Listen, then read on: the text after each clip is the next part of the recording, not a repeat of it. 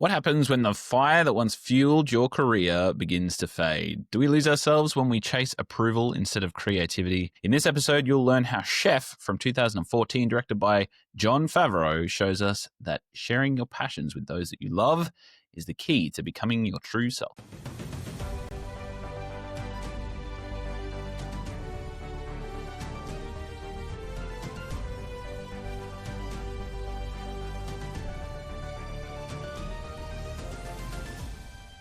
Hello, everybody. Welcome to the Fandom Portals podcast. This is the podcast that explores how fandoms and film can help us learn and grow. I'm Aaron, a teacher and a lifelong film fan, and each week on the podcast, we explore the stories we love to learn more about ourselves and the worlds that shape us. As always, I'm joined by Brash.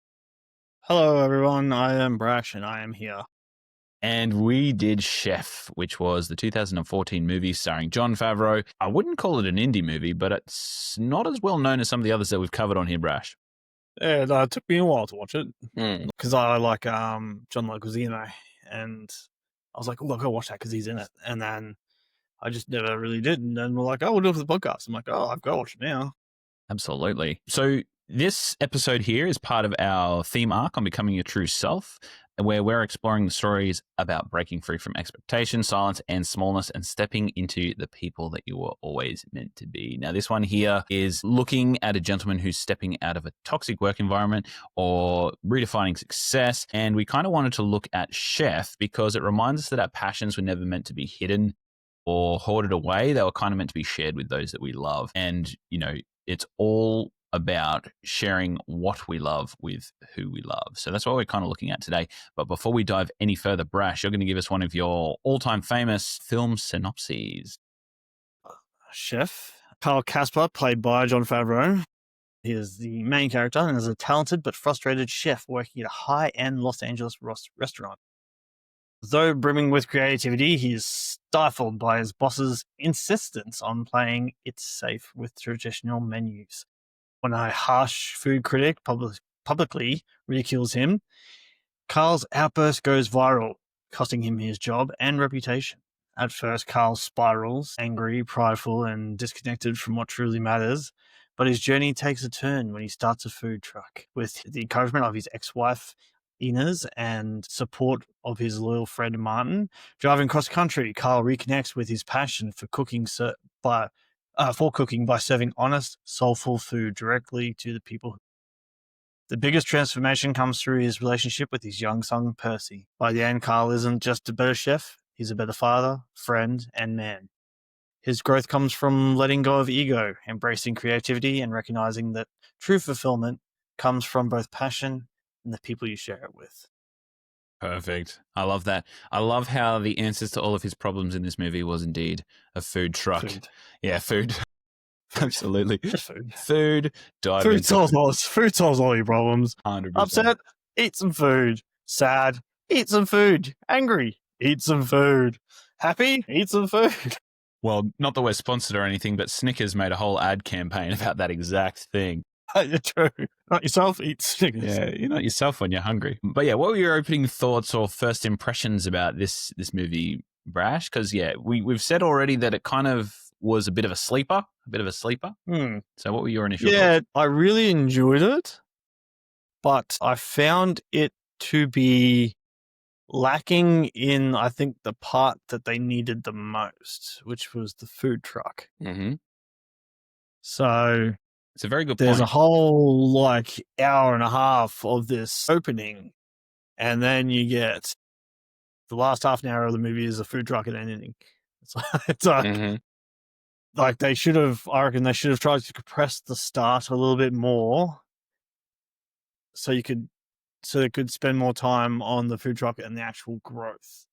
It seemed because it was like, oh yeah, I see this guy emotionally distant from his son because he's working so much, tries to sort of not fake it, but he takes his son on trips to the movies or theme parks or something fun for the hour or two he can spend with him, and then drops him back off with his mum's, and he thinks, oh yeah, I did a good job because I went and spent some money and did something fun with the kid. when the kid actually just wants him to be around and present more. His growth just happens, it's more so it just seems to happen really quick that you don't really get to take it all in. And by the time the movie ends, you're like, oh, that was it. Yeah. All right. I think the trip does end quite abruptly because we do only spend a little bit of time with the food truck. And the worst part of that for me is the fact that I loved those scenes so much in the food truck that I, like Percy, did not want it to end. The movie's a food lover's dream, and everything in the food truck was just, it was really awesome to see those three individuals just like working in a state of like flow and being connected to one another and sharing passion. And even though like a lot of it was travel, but even the travel in between for me seemed like it was a really good experience. So yeah. And it's like they get back to Los Angeles, and like they don't even really spend any time with the food truck there. It's like they get to Los Angeles, straight away meets up with the food critic. And then they jump like another 6-something months, and they've got a new restaurant, and the movie ends, and it's like, and they're getting married. Yeah, spoiler alert, everybody. Remarried, by the way. Yes, true, correct. Yeah, so I can see where you're going with this. I think the pacing is a little bit of a snag for some people. For me, I did like those establishing scenes at the start where it showed Carl Casper's initial sort of character introduction, where he was seen as like an up-and-coming star of a chef who really did enjoy his food and really took pleasure in the passion of cooking. And then it sort of placed us into this situation about where he is now. And he's very sort of morose with his job. That's where we kind of meet him. He's not looking at it with the best attitude. And then he gets this opportunity to really go and show some creative flair. And then that's taken away from him as well. So it all leads up to that pivotal scene, which is like the one where most audience members feel secondhand embarrassment for John Favreau, who plays Carl Casper. He also directed this movie. We will note that as well. But it's the scene where he absolutely loses his stuff in the restaurant at the food critic, which causes his sort of transition as well. But very star-studded movie, this one, Brash. That was another thing I noticed too. Lots of famous actors in here. Did you? I don't know about you, but I when the scene when he loses his shit to Oliver Platt, who plays the critic, Ramsey Michael. But before that, he was at his place. He just cooked up like this 10-course meal at his place. And I was like, for sure, when he saw that Ramsey was at the restaurant and he's like, no, screw this, and he leaves, I thought that he was going to pack up and bring that food and bring something to food. Be like, this is what I wanted to serve you, and just throw it at him. Yeah. And then have a go ballistic and then storm out. And then the actual guy maybe like try some of it. Shit, this is actually really good. Well, then it would have been like movie over, wouldn't it? Well, no, but because he still doesn't have his job, and his reputation is already ruined. But then because Ramsey tries something, goes, oh, that's really good, and he goes off and does the food truck thing, then comes back, and then Ramsey comes up and be like, I tried some of that food when you left, and it was really fucking good. Yeah. And I've tried some of this food, and it's even better. Let's go into a partnership. Yeah. Like, I can see what you want to do, and I can see that you were held back. Let's go. Because otherwise, he just goes to a food truck, goes, try some of his food truck food, and goes, oh, yeah, this is awesome. Let's make a restaurant. This is fantastic.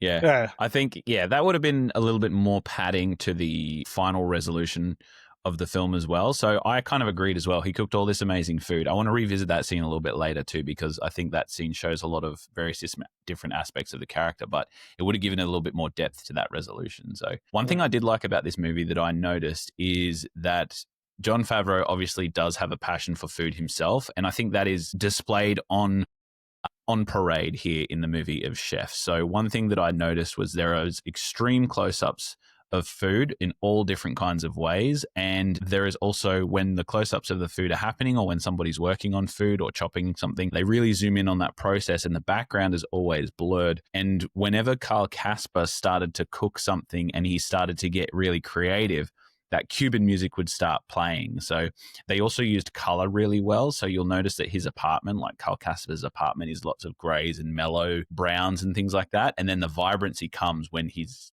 put that food on the table and it's all just full of color and you can see the passion that goes into it.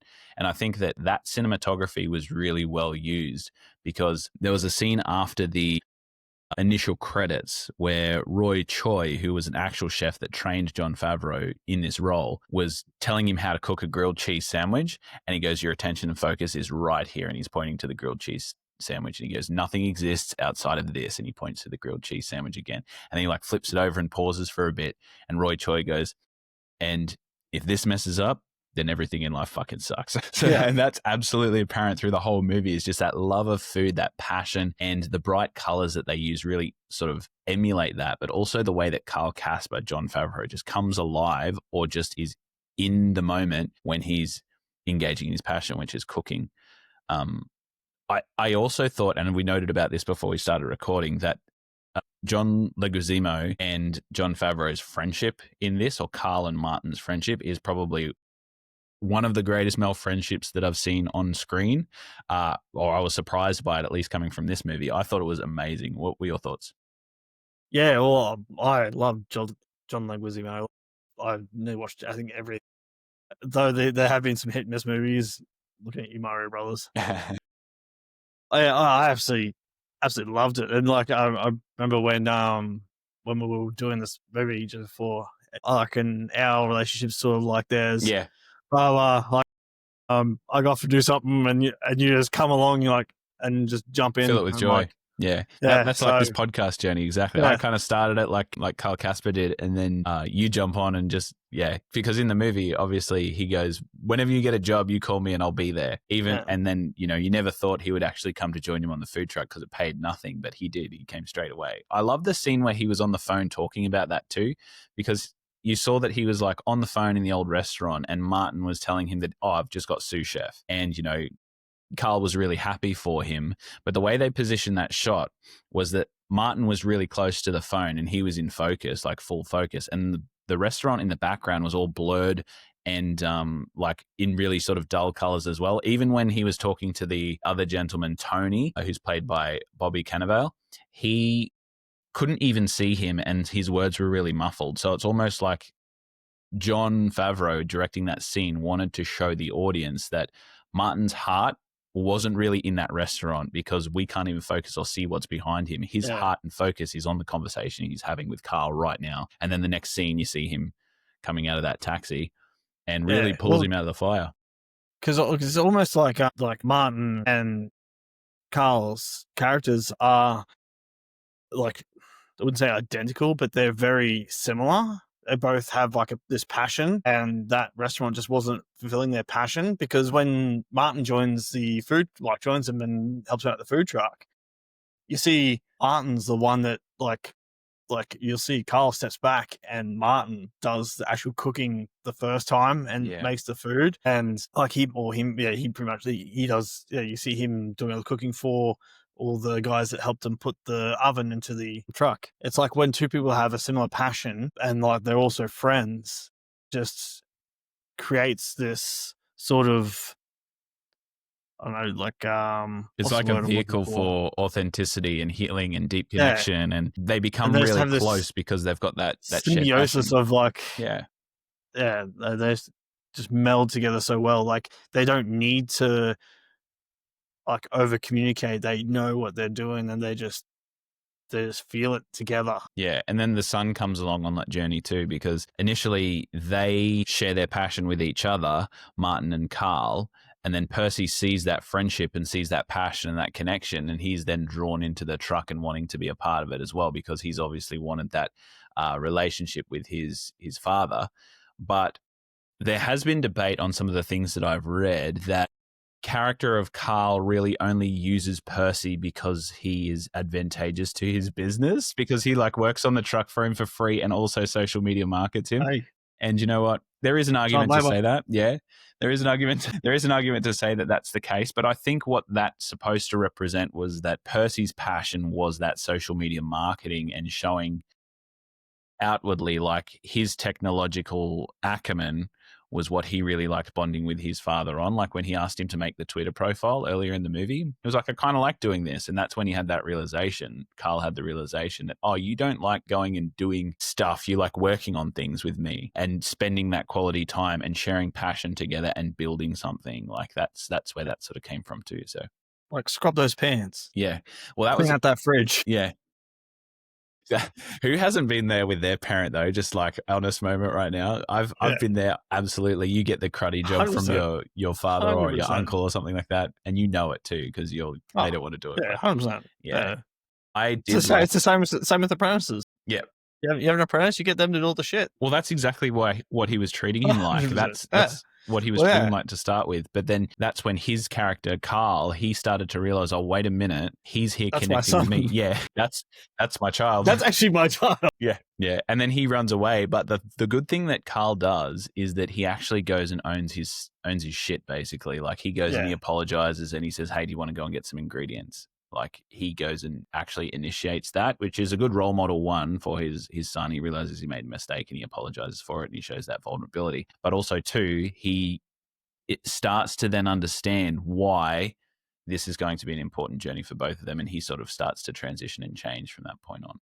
And then I don't even think, like, throughout the whole trip, there's sort of like slight moments where he, like, when he makes that grilled cheese and it's burnt and he's like, takes me out and he's like, I live for this. This is everything to me. Like, so you like having a burnt sandwich and saying, oh, that's all right. They didn't pay for it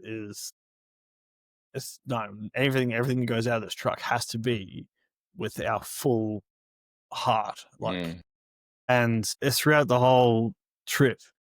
It's almost like there are moments where he's like, he sees like his son as a son and instead of slave labor. Yeah. And just a media market.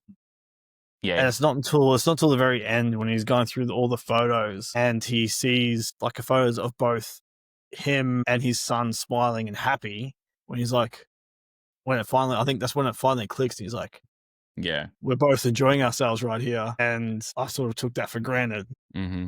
Yeah, I think that's absolutely true because the 1 second a day video, the beautiful part about that was that Carl was seeing that journey from Percy's perspective. So that's a very hard thing to do when you're in it and you're experiencing it as well. But after the fact, he got to look at what that journey meant to Percy through that 1 second a day video. And he did show different sort of pictures of the food, which was Carl's focus and passion and where all of his color came from. But for Percy, a lot of those photos, as you said, were with the connection along the way and the laughter and the joy that they were experiencing through there and the authenticity and how they were able to align what they loved doing with who they loved. And I think that was the important sort of part of it. And that's what our most valuable takeaway from this movie is as well. So we'll get into that now. Our most valuable takeaway for this movie is that fulfillment doesn't come from external success or approval. It comes from the alignment with what you love and who you love. So when passion is shared with others, especially the closest ones to us, it becomes that vehicle for authenticity and healing and closer connection, which is what we're looking at here in our arc of becoming your true self. So finding your passion and who you want to share it with is very important to being that authentic version of yourself and allowing yourself to have that sort of creative passion process. It's something that we all go through. Have you ever gone through this thing, Brash, where you're doing something and you completely just lose track of time? You have this sense of intense focus and concentration. There's amazing control over the task. It's almost like a loss of self-consciousness. You're just like doing. You're just moving through this thing and you're just doing, and the activity itself feels rewarding, or not even, you don't even know it feels rewarding, but you're just doing it because it feels good to do. It's like I'll play video games and I'll get lost in it. And then like 4 hours will pass and I'll be like, have so much fun playing the game. But then afterwards I'll be like, oh, I could have done so many other things except play a video game for 4 hours. That's the adult brain coming back. Yeah, that's the adult of me. But like I do projects. Some I don't get all the way through, but I'll start a project and I'll start doing something and I'll just lose myself in it for ages and ages. Because I like working with my hands. Like, so I put a gate and a drop down table in my fence with my neighbors because I'm really good friends with my neighbors. So that was a lot of fun. That took me, like, I just spread it out over 2 weekends. Like, I lose myself a lot in doing stuff like that. And even just the excitement of potential projects, I can lose myself in that shit. Like, I can sit there for like, I'll think of a potential project and then sit there for hours and just like try and plan and map it out. Yeah, I think, you describe it as being a waste of time, or you could have spent your time in a better way. But like the joy that you feel when you do it is exactly that deep enjoyment of that experience, and being fully present is a feeling that I think a lot of people sort of take for granted. Like I used to get it I get it doing three things. I get it when we play Dungeons and Dragons, like you just get into the complete moment of it and time just disappears. And I think a lot of people can relate to that too. I get it when I'm playing gridiron football. So the thing with that one is the challenge and the skill are sort of perfectly balanced. So there is a challenge in front of me and my skill level is either just good enough or not good enough to meet that challenge. And that is a really good sort of balance and gets me in this sort of state of flow. And the other thing is like playing games with my kids, that can do it to me as well. So like nothing else exists to the point where, that's why a lot of the time when we were kids, when the street light would come on, you'd be like, oh crap, okay, I got to go back inside, because you just lose that complete track of time. But I think that back to the movie that we're talking about, that the state of flow is exactly what Carl gets into when he's actually starting to let go of those restraints that is put on him by Reva, I believe his name is, who's played by Dustin Hoffman, the boss of the restaurant that he was working at. Yeah, and he tells him, play the classics, and that's like the worst thing that you can do for sort of creative is tell them what to do and how they should do it, because then it literally makes them not want to do it anymore. Can I say though, Dustin Hoffman in this movie, I think is probably one of the most surprising performances I actually felt in this movie. Like, because Carl's like, oh, sorry guys, I'll handle this, it'll be fine, blah blah, and then the way he just dismantles him, without like completely, just without even like raising his voice or saying he's wrong or something like that. He's just like just explains this stuff. Even I was like, good point. Yeah, fair. Yeah, good point. Like he's like, because like the whole thing about playing your hits, I'm like, fair. I'm like, if I went to like say a Blink-182 concert, like I'd want to hear some of those like the old songs I listened to. Like some of the new songs is just as good. But, I want to listen to those old ones too.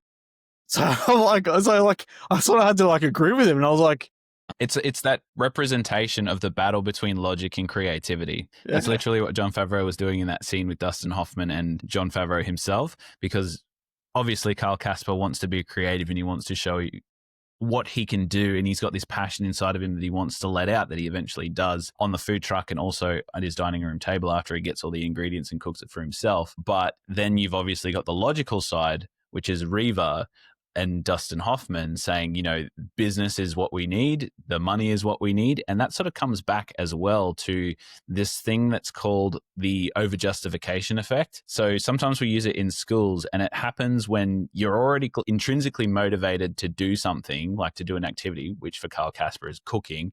But then you're given like an extrinsic reward, which is like you're paid to do it. And sometimes that can be, or a prize sometimes, or a star if you're at school, or free time, or whatever.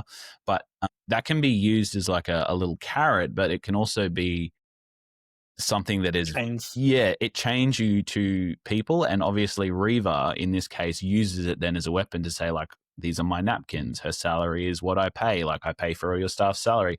I pay you to do this job, and that's why you have to do it my way. So then it sort of undermines the original joy of the process. And instead of strengthening Carl's motivation to cook, it actually has it reliant upon that external reward. And then, it ends up being that he sort of lets it go. In the long run, it ends up being the justification for his meltdown, because he's looking for that external approval over the internal joy, because he's doing it all for the critics and he's doing it all for the review.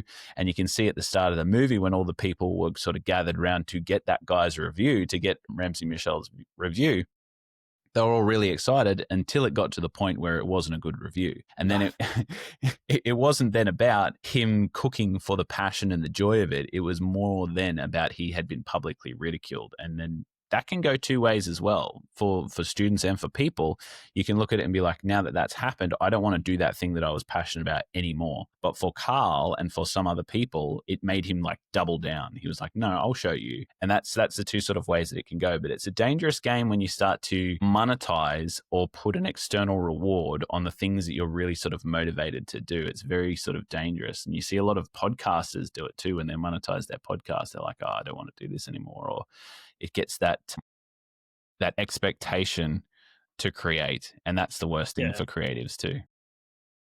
Yeah, and I did one part that the part we're talking about that did confuse me a little bit because even Reva was like talking about the review and how important it is, rah, rah, and then they get the review and it's like pretty Oh, it's how you going. It is how you going. horrendous, Yeah. pretty horrendous. And yet when then the second time when John Favreau was like, we need to do something different, and he's still like, no, I play this. It's like, did you not read that review? He's like, yeah, but we're fully booked out. We're all sold out. Blah. And then they're like, yes, because it's not going to happen straight away. But this review down the line, in the long run, can have detrimental effects on the business. But yeah. And that's all. Like, I was a little bit confused with how like stuck to his guns Reva was about this. I'm like, yeah. Yeah, I think, that was definitely a part of the movie that was showing how, like, Reva, Dustin Hoffman, was really doubling down on the fact that he is catering and cooking for lots of people, not just his ego and one critic, or himself in Carl Casper. So that was sort of making that point known that, you're not doing this for your enjoyment. You're doing it for their enjoyment out there. Like the hundreds of people that have now booked to be in the restaurant, that's who you're doing it for, not for yourself and not for the accolades that are coming from the critic. But he then goes and sort of gets into that state of flow like we were talking about before, and he cooks the most vibrant meal that you've ever seen, and the Cuban music starts to play, which is a technique he uses to emulate that sort of flow state that Carl gets into. And he hits the sweet spot, which is what we look for as teachers as well. You kind of look for the sweet spot where something is challenging enough to engage you, but also you have the skill level there that you are able to achieve it with support or without support. And I think that is used throughout this movie at different sort of levels of Carl's journey. First, initially there in that cooking scene in his home, but then after they start to sort of make the sandwich, and when he starts to then teach Percy, it happens as well. So he puts Percy into this sweet spot, which in schools we call a zone of proximal development, or ZPD. And you can, if students aren't in that space, you can see things like task avoidance, disengagement, you can see disruptive behaviors, all of which we saw from Carl Casper when he absolutely exploded at Dustin Hoffman too, because he wasn't in that space that was challenging him, allowing his creativity, but also allowing him to use the skills that he had there. And it's really, really powerful to find that space and be able to learn and work in that space, because from there and what he did as well was he removed that extrinsic weight. He removed the pressure of the critic. He removed the approval. He removed the money. He removed any of the things that would drain him from joy. And he took a step back and was able to then actively and privately and almost imperfectly as well continue on his cooking journey without any sort of validation. Because I was watching this with Kalia, and one point that she actually made about this was, I thought what he wanted to do was create all these really creative and awesome foods that he made, and he didn't want to just keep repeating the same old foods over and over again. But then he went to do a food truck and he's just cooking sandwiches over and over again. So how is that how's that feeding his creativity? And I thought that was a really good point, but I don't think the point is about what the food is that he's cooking. I think the food is that he's cooking because he enjoys to do it. And it's also a connection to the people he loves in Inez with the Cuban sandwich and his friend as well, Martin. So I think that was the sort of point, is just like the passion feels heavy for him at the restaurant, and he was able to take it back to that playful space, which is what I think he needed to do as well. Yeah, and I'm pretty sure that like they had other food besides the sandwiches. I think the sandwich is just the main point because that was something that like they could all focus on. Yeah, at the start as well. But one thing Kalia pointed out to me as well, I didn't pick it up on my first watch, and she picked it up when we watched it together, was every single time they visited somewhere new and they experienced something new, they imported that experience into their menu. So it was almost like the passion that they were experiencing as they were moving through, like when they went to New Orleans, for example, and Carl and Percy had that amazing moment together where they just went out to try one of those donuts. I forgot what they're called, but they just did it because they wanted to do that. And Percy even said, do we have to get anything else? And he goes, nope, just this today. And then they put those on the menu as well. So it was almost like the passion that they shared together was then sort of moving into this space where they were creating the things they wanted to eat and the things that they wanted to share with others too. And they were doing it all for themselves. So I really liked that part of the movie too. Yeah, that was definitely one of the highlights. Then as I say, like those are pretty much the highlights. Were always like the food truck moments. Yeah, I definitely agree. Your point earlier that you made about the pacing and the start of the movie being quite extended, I do agree with that, because I think like you start to see hints of the fact that this is what Carl Casper wants to do. Like in that initial scene, whenever he's talking to Molly, who's played by Scarlett Johansson, he kind of starts to become this vulnerable sort of version of Carl, where he's saying like, why don't they like my food? And then eventually he goes and cooks her a meal. And that's sort of like the first spark of it that you see that, oh, okay, he actually really has a passion for this, because you can see the way that Molly is looking at him while he's cooking it. It's almost like she's in awe of the fact that he is in this state of flow. He's in this state of like, he's doing something he absolutely loves, which is awesome to watch anyone do. Like if you watch a painter and they're an amazing painter and they love to paint, it's good to watch somebody that is good at what they do, but also really passionate about what they do. So I think Ross. Yeah, Bob Ross, exactly. Also really calming to watch. Yeah, Mr. Bob Ross. 100%. I just had to up when we went to the trip to Melbourne. We went to that bar, and they had just Bob Ross playing in the back on our TV. I don't know how long I was just sitting there staring, just watching that, just while I was having a drink. Yeah. Oh, that was La La Land, wasn't it? Shout out La La Yeah. Land in Melbourne. So yeah, before we went to Ionia. Yep. Yeah. That was a really good place. But yes, I completely agree, because I was intoxicated by that too. I was looking at him go. But yeah, let's talk a little bit about motivation, because I don't know if you've ever experienced this, but I definitely have. Like, it's that sort of space where you feel like you want to do something, but then you, like, somebody either tells you to do it a particular way and then you just lose all motivation to do it. Or it goes back to that sort of area of like intrinsic motivation and extrinsic motivation. Have you ever heard of those things before, Brash? Yeah, well, just on, what day was it? Friday. Thursday afternoon, Friday, I had to do that exact thing. So one of our guys at work, he was told, well, he needs a job, and he was told by someone else how to do the job. And he was like, I don't like that way of doing it. And he came and talked to me, and I said, well, don't do it that way. Yeah. I'm like, someone can show you how to do something or tell you how to do something, but as long as you do the job, it works and it looks good, doesn't matter how you do it. I don't care. Like, you don't have to do it their way. Do it your way. And then I'm like, look, I'll show you my way. And if you don't like that, take what you know from my way, his way, make your own way. Yeah. That's exactly it, because I think it can rob you of that joy, but it also robs you of that autonomy, which is there's three things that sort of lead to motivation. There's that autonomy, there's competence, and there's relatedness. So the autonomy that you're talking about for your story, and if we relate it back to the movie of Chef as well, is where Carl gets his autonomy when he starts to run his own food truck and cook his own foods. If you get to perform a project in a way that is chosen by you or in a way that suits your abilities, then you're more likely to want to do that intrinsically, like internal motivation. You want to do it because you want to. If somebody else is telling you how to do it, then it becomes extrinsic motivation, because you want to then impress them or do it their way or satisfy a need from them. So external, extrinsic motivation. So it hits when you're looking at kids too in a school system, because obviously it's much easier for them to do any sort of learning that you want them to do or that they need to do if they're intrinsically motivated to do it. And I think teachers sometimes get caught up in justifying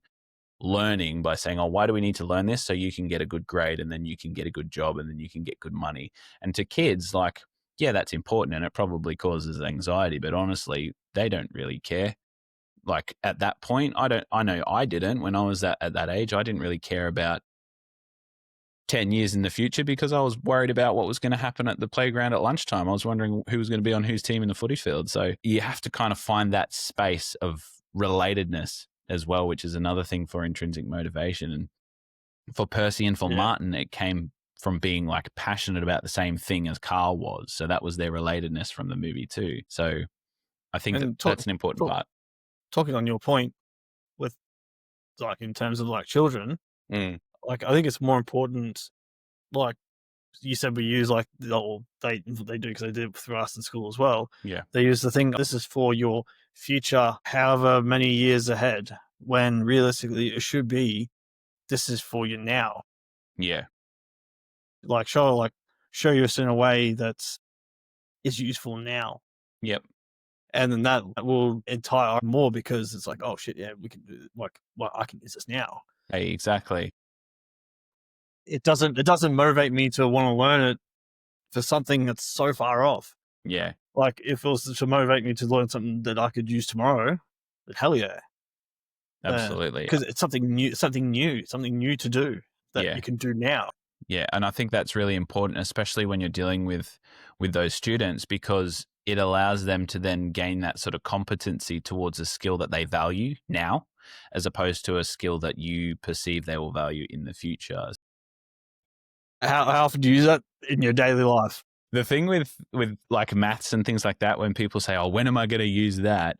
I always relate it back to the process. Like, you don't use those math skills all the time, but you follow a set of instructions and you have perhaps an equation that you then follow these steps through to get to the answer. And that's the life skill that you're teaching through maths. It doesn't have to sort of relate to that trigonometry. But I think for this one, when we're talking about Carl, he does chase that critic and that fame and that pleasing the restaurant owner in Riva. And there is an argument to be said that he kind of comes full circle in the end when he does end up pleasing the critic, and the critic offers to be his partner, and then he opens his own restaurant. So he's almost then going back to that point of risking falling into the overjustification effect, where he's now got a burden upon him to do that and create that. So therefore he may not want to anymore. So that's the sort of risk that you can look at of the movie sort of going full circle. But I think the key difference for this one is that he got to that point through following his own passion and through connecting with people that he loved. And it seemed like to me he continued that on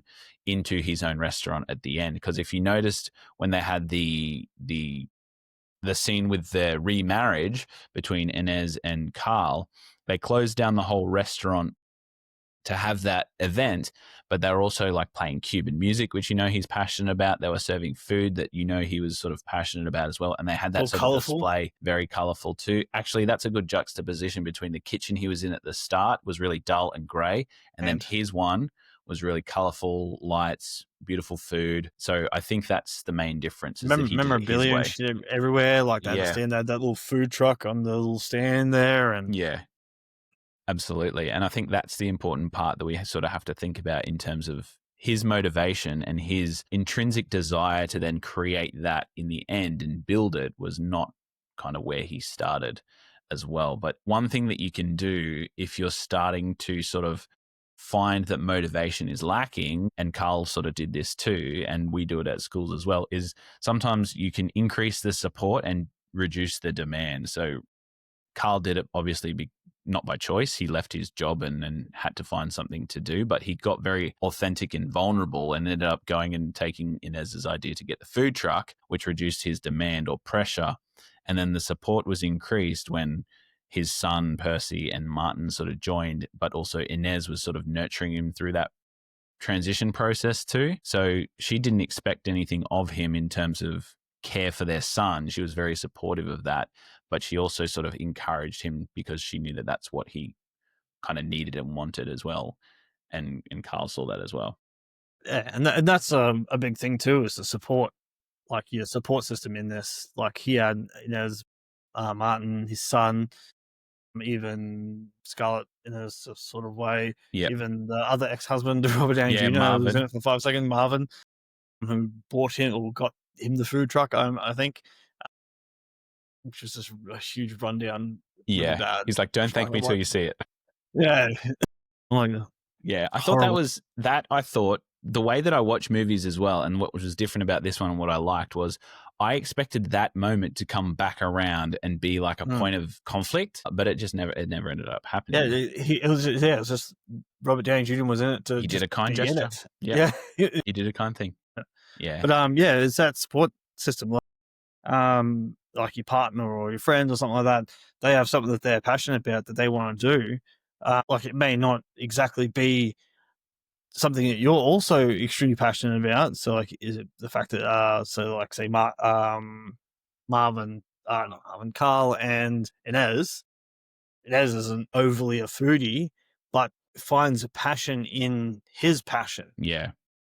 And And I helps think him that's discover it and or helps him. rediscover it. And I think that's a big thing that, like, it may not be exactly your thing, but you should find, well, I know for me personally, finding happiness in helping friends, partners with their projects, hyping them up because it's something that they love, and seeing them love something like that, like, also makes me happy, seeing them happy. Yeah. And it's just like, it's just all just full circle, Comes back something around. great. Yeah. Yeah. And that's why you're Martin in this situation of our podcast here, because that's exactly what he did. If we're talking about the sort of the two things we're talking about with this podcast right now is obviously the passion part, which is exemplified by Carl. He has that passion, but then he learns the connection side, which I think is exemplified through his very awesome friendship with Martin. He does nothing in this movie but build that man up. Like, Yeah. everybody wants an hype ally. man. Yeah, like Martin. Even when he was like getting that rundown by Reva, and there was a silent moment where he's just like going and collecting his knives and his things because he's just got laid off. There was that moment where like Tony and Martin were there, and then there was that pause, and you was like, my God, what's going to happen? And then Carl said, you're like, come on, guys, let's go. And Tony was like standing there, no. And then obviously Martin was just like, nah, stuff this, I'm coming too.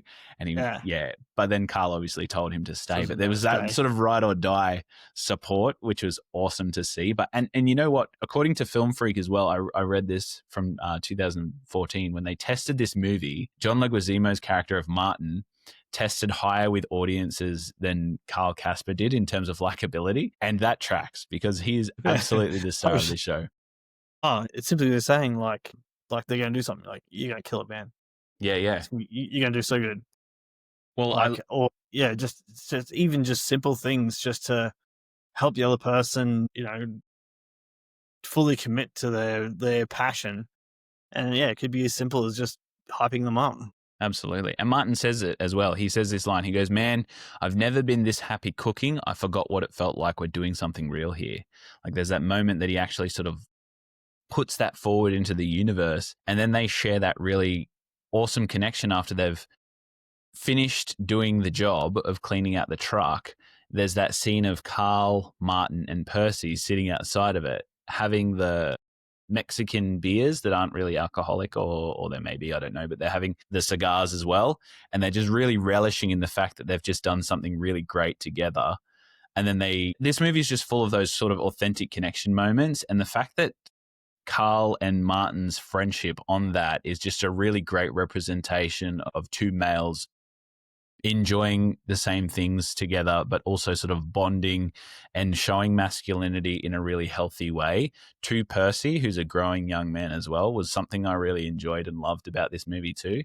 Because that's something personally I want to show to my son. I want to show him how I'm friends with some of the great men that I have in my life, because I want that to obviously be emulated in his life. And I'm fortunate enough to be surrounded by some really great friends that he will then have access to when he starts coming along to the things that I start to do as well. So I think that friendship is rooted in passion, and therefore Carl in this movie was really able to heal and then obviously sustain it through to his growth at the very end. And I honestly think that friendship was the anchor that everything else developed from, because he had that ride or die, that person that would help him out in this situation. And I would probably say as well that Carl would do the same for Martin. Maybe not at the start of the movie, but definitely after. Yeah. In a way, he sort of did, like when he left and he's like, oh, everyone's going to live with me, and no one sort of left. And then he's like, yeah, no, I'm going to go. And he's like, oh, no, I don't want to fuck him. No, you just stay for now, at least, anyway. And he was really supportive when he announced that he was the sous chef. He was like, that's really awesome for you. This is awesome, great, championing for him as well.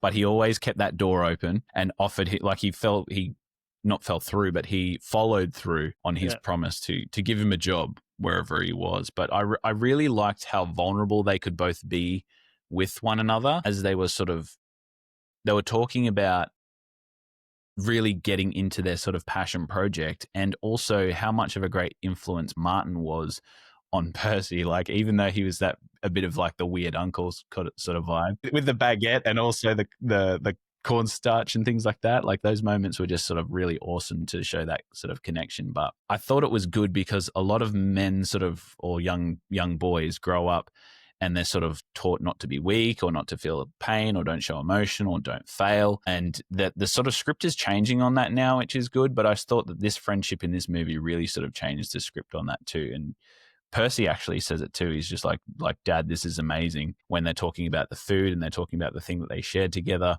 And even Martin and Carl, when they're eating the meat and they're eating and it's not store-bought, and they're sort of poking a bit of fun at Percy when he's sort of trying to really sort of join in on what they're doing, I thought was really good too. Yeah, no, the connections in this movie is definitely one of the highlights of the movie, and sort of helps alleviate the sort of lacking of the pacing. Yeah, I think a so lot, too. because they do, and I'll say it, cram. They do cram a lot of the context and what makes this movie great in such a short amount of time. But yeah, again, it would be nice to have that expanded. Yeah, and I think those are the most vibrant parts of the movie, is when they're on the truck, because at the start there was hints of little pieces of sort of Cuban music coming through and all that sort of joyous vibes through the soundtrack, and then as they were going through the food truck parts, it was literally constant. I almost think this movie needed another half an hour. I think it could have, that end portion really could have worked well if they did a little bit more in maybe California, and then because like even when it finished, I was like, oh, it's over. I'm like, oh, that was really quick. I was expecting it to go for a bit longer. Yeah. I feel like an extra half an hour on that movie wouldn't have made it drag on, and probably could have helped to extend the road trip or extend the food truck part. Like have him get back and use the food truck for a while before he all of a sudden gets a new restaurant. Yeah. Before we move on from this one thing I also wanted to mention in terms of like the friendship and the masculinity side of this was Carl does sort of exhibit that bravado at the start, and he's talking to Percy in terms of food and telling him all the great things that sort of are about food, and Percy asks him if he could ever go to New Orleans, and he's just like, oh yeah, one day, we'll go. But then towards the end, he kind of does model that vulnerability and that authenticity, because he takes him. But then also whenever he makes a mistake, he always is pretty honest about that and shows up for Percy and talks to him about it. Like even on the phone when he says, I can't go to New Orleans with you anymore. And Percy does sort of show a brave front in that moment where he's just like, yeah, that's fine, Dad, all good. But he does break that down towards the end, because Percy shows that brave front once more when he says, oh, we got to go back to how it was. I just don't want to disrupt your expectation. Like, this is not how it's going to be all the time. And Percy does show that brave front again, which is that old sort of view of masculinity where he can't really show his sort of feelings. But then he opens up and says, hey, you know what? I would really like to spend this time with you. Or he says, hey, you know what? That wasn't a really good way to speak to you. I'm really sorry, when he's talking about the dinner pan. And he's just really able to sort of speak to him from this space of, hey, I made a mistake, I messed up, and I'm really sorry. And as a teacher, I've done that in the classroom as well. And it's so effective, because it then allows your classroom to be okay with making those mistakes too. And I think it's good for young boys to see like a male teacher in myself doing that, because you never know if they've seen it before, for one, but two, whether they've seen an adult in general sort of apologize to them. So that's really powerful for respect, but also for that modeling of masculinity, I feel. Yeah, and it just shows that respect as well. Like, because you can't just ask or demand for respect. Like, you sort of got to show it now and then. Well, that's exactly it. There's this question that goes around all the time. I think it's on social media, but it's also something that we get taught, is they say, how do you earn respect, or how do you get respect from your students? And the answer is, you show it first. Like, that's literally 101. But I think that he does a really good job. Carl does a really good job of doing this with his son over time, which is something we're all learning to do as well. And yeah, I think it started when there was that pivotal scene, where he pulls him out of the truck. And he says, what does he say? Is I may not do everything great in my life. I may not have been the best husband, and I'm sorry if I wasn't the best father. but I But do this well. yeah, but I'm good at this. And he also disclosed and was vulnerable about the fact, he goes, everything good in my life has come because of that, like that thing there. And I want to share it with you. Like, I'm vulnerable right now. I'm telling you, I'm reaching out for connection. I want to share it with you. Is that something you want too? And Percy says yes. So that was actually the quote and the moment that I saw that made me want to watch this movie, because that's the trailer sort of quote. But I thought that was a really great representation, and I didn't want to pass before we sort of mentioned that. But yeah. All right. Do you want to get into our best scenes, best quotes, etc., etc.? Yep. All right.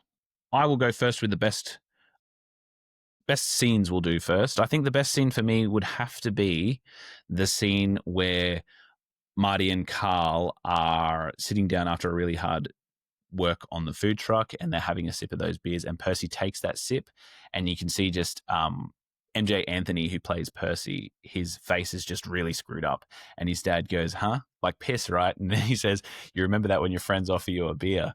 And I think like those sort of parenting moments was good for me, because obviously I've got a son of my own, and that's probably a moment that's going to happen in my son's development for sure. But I like that one. But then also I can't pass up the quote where he says, or the scene where he says, everything good in my life has come because of that, because I can relate to the fact that something I'm passionate about has led to a lot of good things in my life. And I think that everybody can sort of relate to that fact. And I liked how raw and authentic that was in this movie. What about you? Best scene? What do you think? Best scene. I'm going to say the whole food trucks is amazing. I think, bring up from what I brought up last time, some of my favorite scenes are actually the fallout of Carl, and when he has the talk with Yep. it's just Dustin Hoffman's performance. Like, he's just, because out of all the acting and everyone acting in it was great, but for some reason, just Dustin Hoffman just he's a brilliant actor, man. He's fantastic actor. He just caught me off guard, and because he was just, his delivery was just so poignant that I couldn't not accept what he was telling me. Yeah, and he was almost casual but very firm. Yeah, and he could have played that in so many ways too. He could have yelled it. Yeah, he could yell. Yeah, but the delivery was really good. And like, he did raise his voice and I think, but like, for the most part of it, it was almost like he was a father scolding a son. Yeah, but you couldn't even look back at that scene and be like, Reva's an asshole. You can't, because no, I think because you're like, and from like his perspective, absolutely. Yeah, and he shows you his perspective, and it's like, dude, this is my restaurant. Like, this is what I want to do. Like, I pay for everything. I pay for you guys to make the food. I want this food made. You guys are chefs. Make the food. Exactly. Like, and it's just, Dustin Hoffman is just, fantastic. Yeah, I agree. He's definitely one of the I wouldn't say better, because they're all really good, but his performance definitely shone in terms of the small cameos that some of the people are playing in this movie. All right, What about your quotes? Do you have a quote, Brash, or do you want me to go first? You can go first. I think I've got one. Yeah? I'll see what yours is first. Okay, so I've got a couple. Obviously, the first one being, I get to touch people's lives with what I do, and I love it, and I really want to share this with you. That's a quote that Carl said to his son Percy that I really liked. There's another quote where it sort of explains how I don't want to be in this box, he says. I want to cook what I want, which is showing that he's really intrinsically motivated to cook the food that he wants to cook. And there's also like moments between Carl and Marty where he goes, I don't want to hear about your salty balls. Like, that was a good one. Yeah, I think that any sort of scene between Carl and Marty was really good. And it's not really a quote, but I liked how Marty was just like, hey, Percy. And then Percy looked towards him and he's got this baguette and he's using it like a thing, Yeah. I like that scene because, weird uncle vibes. It was pretty cool. What about you? So, one of my favorite scenes, or quotes from the movie, is when both Carl and Martin start seeing sexual healing. Yes, great scene. Percy's there, just like this too older guy.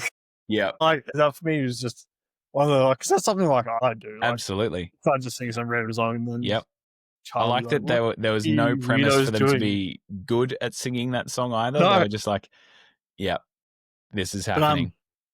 also the cornstarch boat and oh where is it? I did have it. He's like, oh Percy's like, what are you doing? Dude, I'm putting a little cornstarch on my huevos. Huevos. It's a little too humid down here. He's like, Dad, wake up. Mom's putting cornstarch on his balls. Yeah, I So I was like, expected a he's scolding. like, want some? Really good. Because yeah, when that happened, I expected like Carl to wake up and sort of slap Martin, but yeah, Yeah. He's like, apparently that's good a morning. You can dip your nuts in oil and make hush puppies. yeah. Apparently that's actually something that chefs do sometimes in the kitchen because they're obviously really Yeah, hot all the places and humid steam places to and work. yeah. I don't know if they do, and if they do, probably don't tell the workplace health and safety guy. But yeah, apparently that's a little technique. All right, what do you got for? We sort of talked a little bit about our nitpicks. I think my biggest nitpick for this one is that Robert Downey Jr., Scarlett Johansson, and Dustin Hoffman had very small roles in this. But from talking to you, I also think that the pacing at the start also kind of needs to be a bit kind of adjusted because it is a bit of a slow start. And more time with the food truck, please. That's my things. That's my nitpicks. Yeah, my biggest gripe with this was the middle needed more. Yep. Too much start, not enough middle, and pretty much a non-existent end. Yeah, I think that the end was really sort of pushed in terms of like we got a 6 month later cut after the food critic Ramsey Michelle came and that's back. probably something I hate most about movies is when they do that kind of like I don't mind that kind of thing at the start. Like they do like their quick start and then 6 months later you have So many movies do it, I think too, which is I always want to know what happened in between, but I guess that's like you can like sort of do some like you can do a montage of like the different kind of foods that they make and then at the end of it have it like the 6 months later. yeah. I think that would have given us a little bit more. Even though I did like the ending where Inez and Carl got back together, I would have liked to see that develop a little bit more because I think that they gave the audience credit in a way where when they went back to California, they'd obviously reconnected enough where Inez was then working on the food truck. Two things immediately entered my mind. One, how good they're back together. They're working together for their son. That's really awesome. Their connection is growing. Two, Inez really should have her hair tied up in the food truck because that's a danger. That was my first two initial thoughts. Where are the hairnets? Yeah, Sofia Vergara. There you go. There's another nitpick there. But one thing I will say, Brash, is if you liked this movie and you liked that food truck vibe, there is actually a show from 2019. They made it 5 years later, and John Favreau made it with Roy Choi. And there's 25 episodes on Netflix. Yeah, I've seen and that. It's called The Chef Show. And they go around and they talk to celebrities about food, and it's just the biggest comfort watch. And they share a meal and they chat, and they have like the Avengers people on it as well. Like Tom Holland is on there on a few episodes. It's just a really good. Like if you love food and you love this movie and you want a little bit more of it, I definitely recommend going and watching that too. Just for a bit of fun. I watched a few of those episodes. Yeah, Kalia is a foodie, so I knew that as soon as I watched this, it'd be one that she would want to see. And she did enjoy it. And at the end of it, she said that was a really warm, feel-good movie, which is also good for her because she hates any movie that has any kind of sadness or unhappy ending. But after he exploded in that restaurant, there was pretty much no sad parts in this story, which she kind of liked. So yeah, if you're a person who loves those happy stories and those really uplifting ones, and you haven't seen this and you're not deterred by all the spoilers you heard tonight, definitely go and give it a watch. All right. So ratings, Brash. I will say that I have put this on my favorite movies list, and I gave it 5 out of 5, despite the nitpicks. I just loved the feeling of this movie, and there is too many good points for me to detract it any. I would slip it down to a 4.5 after chatting with you and talking about those pacing issues and how it could possibly be improved if we were both multi-million-dollar directors, but I think I'm comfortable with it sitting at a 5 for me. What about you? Well, I was initially going to give it a 3, but I think I might bump it up. It's so good. And even like the start was good. Like there's nothing wrong with the start. I just think it was. We wanted the food truck party. Oh, it should have been equal parts. It seemed like there was a massive part at the start, they should have that same amount of time at the end, but it seemed like the end was really short. So It'd I might actually be interesting to, sorry to interrupt you there.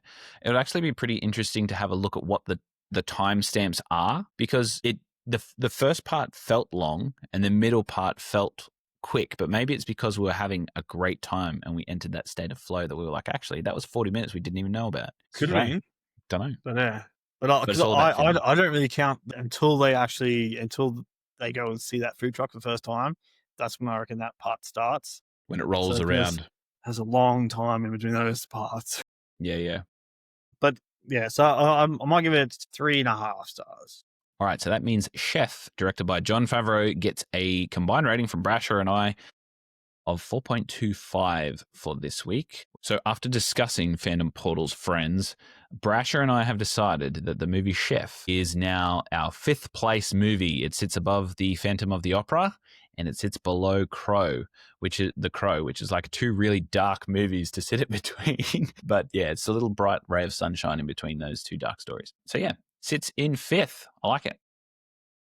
All right, so that was our episode on Chef, everybody, and it was all about talking about how passion and connection can help you become a true version of yourself.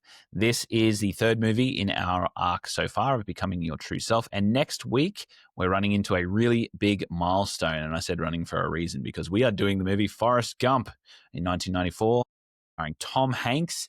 And this is going to be not only the grand finale of our theme for becoming your true self, but it is also our 50th episode that we're going to do together. So 50 episodes of Phantom Portals podcast. Wow. 50. 50. 50. Half the century. Yeah, we want to thank everybody that's stuck around from 1 to 50, or even if you're just from 49 to 50, or if you're just listening to this for the first time ever, thank you so much, guys. We appreciate the listens. It really does make a difference for small podcasters like us. And the best and biggest thing you can do is share this with a friend, like word of mouth. Talk about it with your mates. Do some of that connecting we were talking about before, and share something you love. If you both love podcasts, throw ours into the ring. We'd love it. And if you want to talk to us, social media, we're at Fandom Portals everywhere, mostly Instagram. So that'll be next week that you can get our 50th episode on Forrest Gump. And we'll be exploring how Forrest is a true example of how being your true self can lead to a really full life. So I hope you can join us and celebrate the close of this arc and a huge moment for our podcast. Brash, I want to thank you for joining me along the ride, for being my Martin. Love it. Anytime. Fucking love it. Brings me joy. Yeah. Makes me happy. Me too. My gratitude, that was one of my gratitudes, but my second gratitude, I want to shout out my friend Wayne this week, because I have been searching for ages to get my representative jersey for Queensland football, because I made the Queensland team, a state team for gridiron as a quarterback. And unfortunately, I was unable to go down to play because I had to have surgery, and I never ended up getting my representative jersey. But after some detective work and tracking it down, this fine gentleman, my friend Wayne, found it. So now I've got it. It's here. So even though I didn't get to play, I can commemorate the fact that I was selected for state ball level. And yeah, want to shout him out. Gratitude, grateful for you, Mr. Wayne. Thank you. Thanks, Wayne. Thanks, Wayne.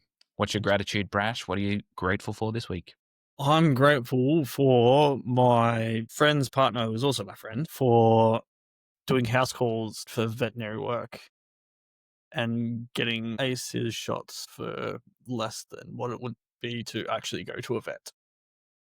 Fantastic. Also, grateful to healthcare. Erica. Thank you. Awesome. And Yes. Thank you, Erica, for looking after our third unofficial co-host, Ace. Who is very upset with me right now because he hasn't had dinner yet. Yes, he is going to get it right now. All right. This is Aaron signing off. Keep learning, keep growing, keep loving fandoms. Goodbye.